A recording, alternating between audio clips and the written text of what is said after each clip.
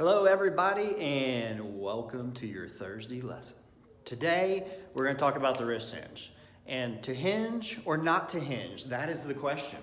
I hear a lot about this from my students is when do I cock my wrist, when do I hinge my wrist, should they hinge, should they not hinge? And it's a great question. In general, this is my thinking, is I like the wrist to hinge sort of organically. So as the swing is going back, the wrist just set naturally. But for a lot of people, that's not going to be possible, and I'll show you why.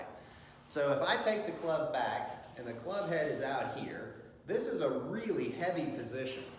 But if I get this way, this club is really light.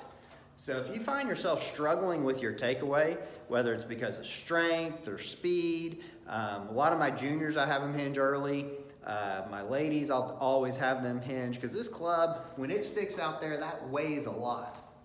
So if you find yourself lacking a little bit of speed or you feel like the club's kind of swinging you, you need to be a hinger.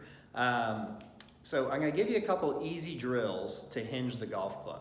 First one is I put a tee in the butt of the golf club. When I make my takeaway, I want to see this tee pointed straight at the ground. Somewhere, this tee should point somewhere between where your ball and your feet are. Anywhere in there is going to be okay. Now, if it gets pointed out that way, that's going to be too flat. If you're going to make a mistake, more upright is always better than too flat.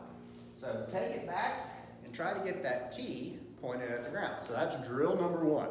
Drill number two, find a wall. Okay, now some of you harass me that you need a sheetrock repairman from one of my other videos.